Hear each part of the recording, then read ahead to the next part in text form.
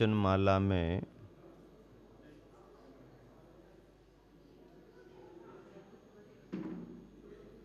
पंच परमेष्टियों में आसीन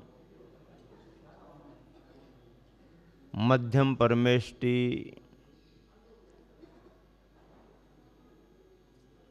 आचार्य भगवंत के व्यक्तित्व कृतित्व को रेखांकित किया जा रहा है।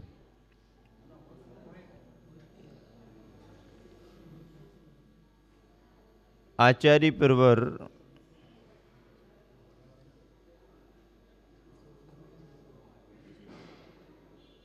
निरंतर प्रवास और विहार करते हुए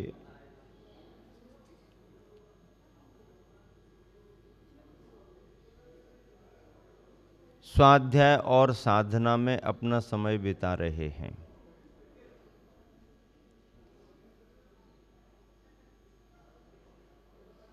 पचास वर्ष संयम की साधना को पार कर चुके गुरुवर 51वें बरस में प्रवेश किए हैं। सभी लोग अपनी अपनी भावनाएं व्यक्त करते हैं। शिष्य समुदायों में भी भावना आती है कि हम भी कुछ करें।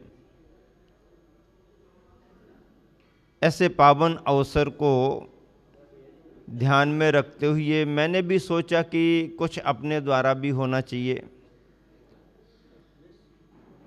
तो यथायोग यथा स्थानों पर कार्य तो गुरुवर के प्रति समर्पित होकर के हो ही रहे हैं, लेकिन मेरे ख्याल में आया कि क्यों न हो ऐसा एक कार्य करें कि गुरुवर का व्यक्तित्व सिलसिलेवार सभी के लिए उपस्थित हो। विचार करते करते प्रवचनमाला का विषय ही मैंने चुना कि छोटी मोटी चर्चाएं करने से क्या होगा, समूचे जीवन को आधार बना करके ही एक प्रवचनमाला प्रारंभ की जाए। और उस प्रवचनमाला का नाम भी संत शिरोमणि प्रवचनमाला ही दे दिया। और जब से प्रारंभ हुई है अनवरत आप सबके सामने चल रही है। आचार्य श्री मिलते हैं तो बहुत सहजता से मिल जाते हैं, और नहीं मिल पाते हैं तो फिर कितना भी प्रयास और पुरुषार्थ किया जाए वो मिलते ही नहीं हैं। वो मिलते नहीं है का मतलब मिलना नहीं चाहते ऐसा नहीं है।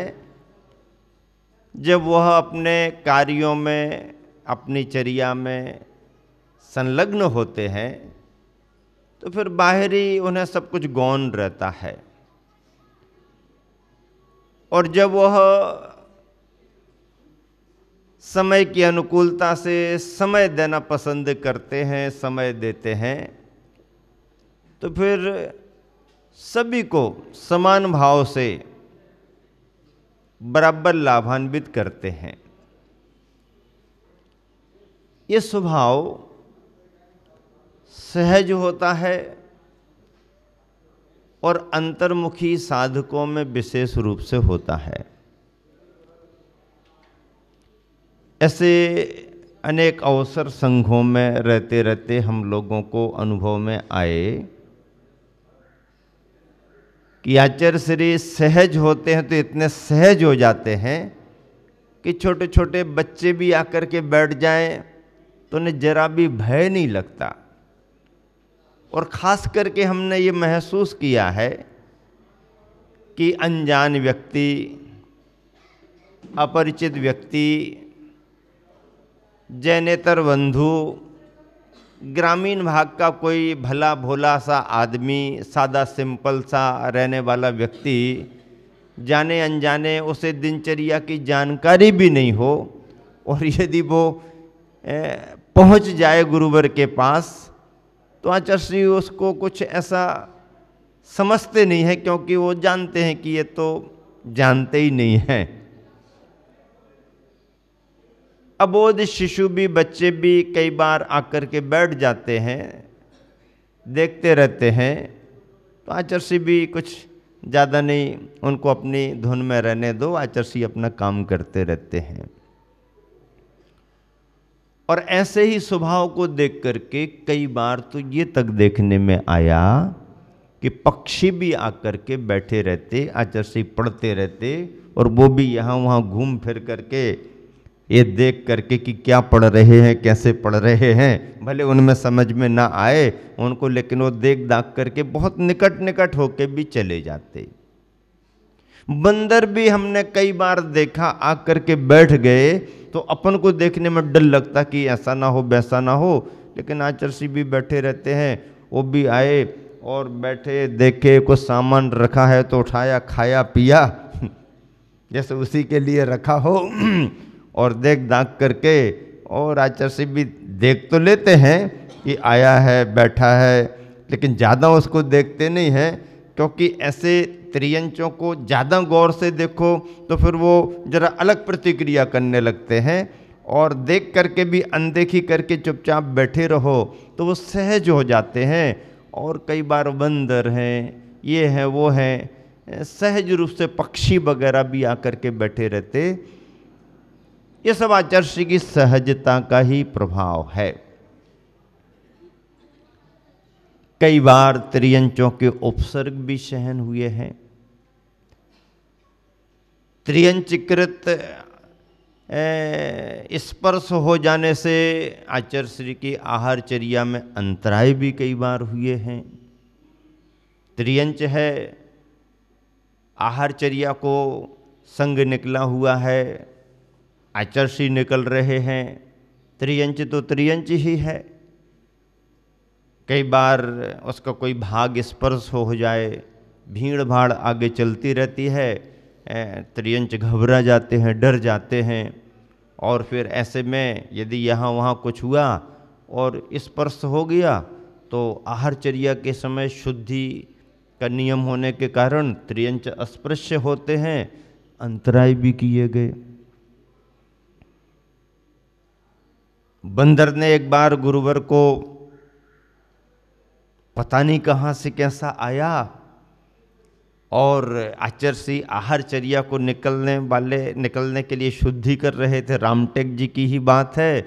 और ऐसा वो बंदर कहाँ से, वो आम के झाड़ लगे हुए हैं, बंदरों का वहाँ तो साम्राज्य है, घूमते फिरते हैं, और यदि संग आता है, भीड़ भाड़ होती है, तो फिर तो उनका मेला शुरू हो जाता है, और मेले में फिर वो धमा चौकड़ी भी करते रहते हैं, खूब घूमते फिरते रहते हैं, परिचित रहते हैं, ऐसा कभी कोई व्यवधान नहीं हुआ। लेकिन एक बड़ा बंदर कहाँ से आया, कैसे आया, आचार्य शुद्धि कर रहे, वो छलांग लगा करके कैसा उसको क्या हुआ, उसने पीछे से ऐसा हाथ किया, और ख्याल तो था नहीं उस तरफ, बैलेंस बिगड़ गया, आचार्य गिर गए, रेत वेत और गिट्टी विट्टी पड़ी थी, हाथ में काफ़ी छिल गया, ये हो गया होगा, अरे ये क्या हो गया भाई।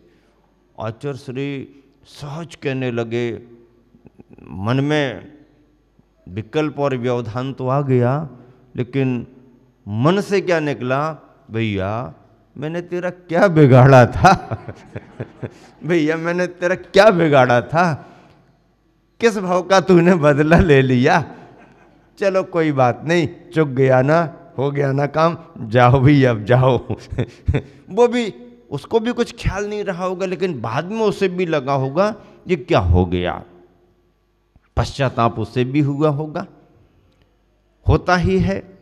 यदि कहीं कोई कुछ कर दे और सामने वाला कोई प्रतिक्रिया ना करे तो फिर उसे पश्चाताप होने लगता है।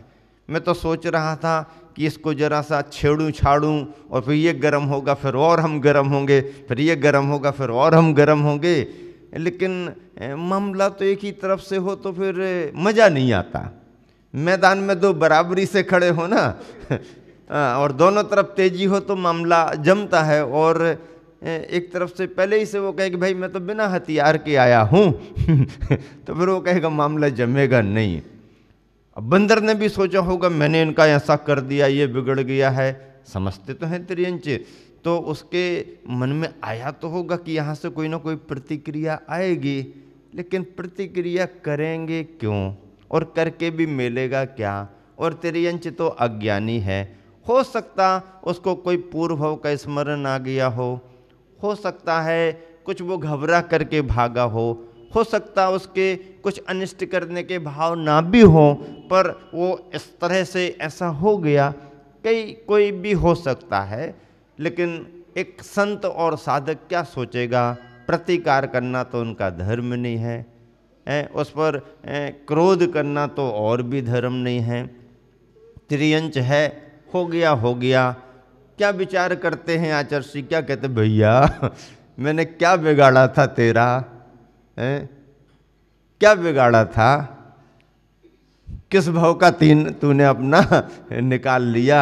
ऐसा वैसा करके उसी समय महाराज जी वगैरह भी थे, तुरंत ही वो भी शुद्धि कर रहे थे। आगे अरे क्या हो गया, ब्रह्मचारी थे दूर खड़े थे, तुरंत आए, बंदर की तरफ देखा, जैसे कि आप क्या देख रहे हो उसको, उसने तो अपना काम कर दिया।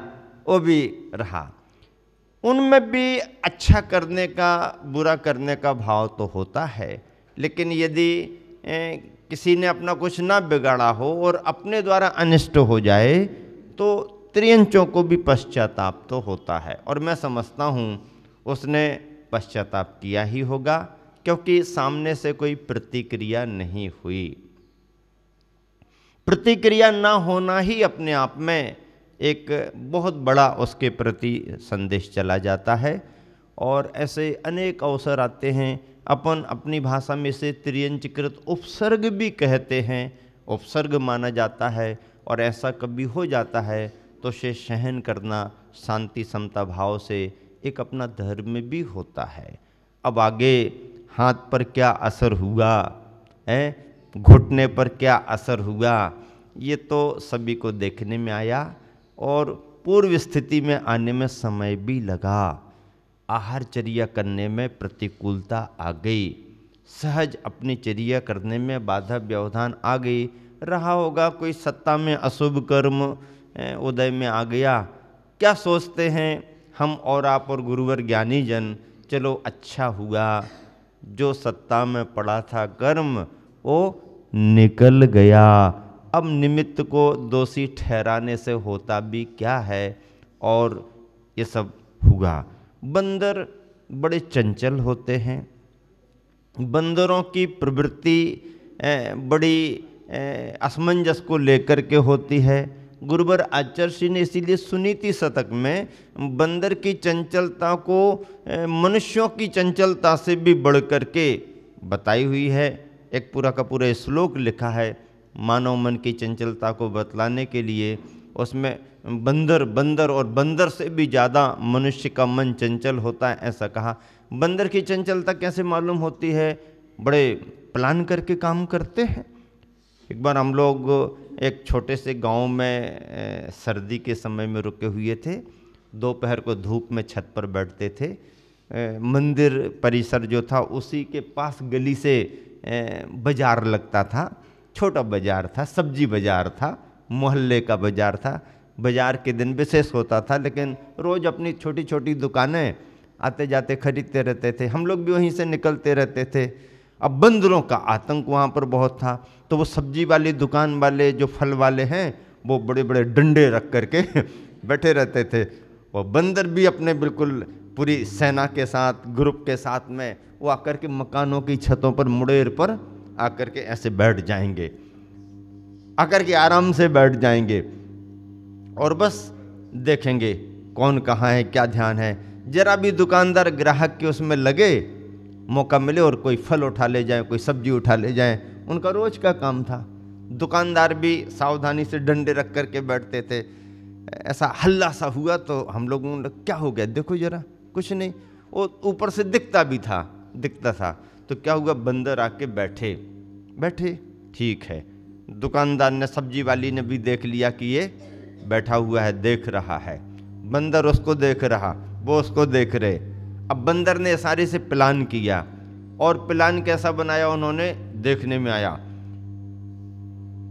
एक दो बंदर छलांग लगा करके सब्जी वाली की दुकान की तरफ बढ़े। सब्जी वाली उनको भगाने के लिए डंडा लेकर के आगे बढ़ी और वो बंदर उस तरफ को जा रहे, वो पीछे पीछे जा रही। तब तक यहां से 4-6 बंदरों ने छलांग लगाई और माल पानी उठाया और ये हमने कहा ये स्टाइल बहुत गजब की रही भाई। कितनी गजब की स्टाइल, जोरदार स्टाइल। वहां उनको लगाया कि तुम्हारा दिमाग, तुम्हारा ध्यान उस तरफ जाएगा, वो उसको हटाएंगे, तब तक यहां से अपन पार कर लेंगे। त्रियंचों के पास दिमाग होता है, बुद्धि होती है, संगी पंचेंद्रिय होते हैं और उनके द्वारा बहुत सारे अच्छे काम भी हो सकते हैं, काम बिगाड़ भी सकते हैं। त्रियंचों के मन में जो जहाँ जैसा भाव आता है वो अपने तरीके से करते हैं, लेकिन उनसे भी ज़्यादा बुद्धि तो मनुष्यों के पास रहा करती है। गुरुवर आचार्य ने उसे एक छोटा सा उपसर्ग जैसा मान करके समता भाव से सहन कर लिया और एक ऐसा समाचार जो उस समय श्रद्धालुओं के लिए पहुंचा मिला तो सभी को वेदना तो होती है कि साधना में व्यवधान आता है।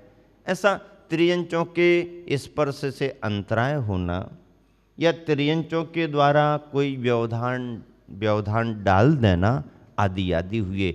हालांकि पिछले समयों में संदर्भ सुने हैं कि गुरुवर आचार्य श्री जब कुंडलपुर में विराजमान हुआ करते थे 76 और 77 के समय में, उस समय जंगलों में बारिश के समय में जीव जंतु निकलते रहते हैं, सांप बिच्छू, नैनागिर, द्रोणागिर, कुंडलपुर, ये सभी थुबोंजी आदि ऐसे पुराने पुराने क्षेत्र रहे हैं। उस समय डेवलपमेंट इतना नहीं था, साधन इतने नहीं थे। थुबोंजी वगैरह में, आहार जी वगैरह में जब आचार्य रहे पपोरा में, तो ऐसे अवसर सुनने को मिलते थे, खास करके कुंडलपुर के संदर्भों में।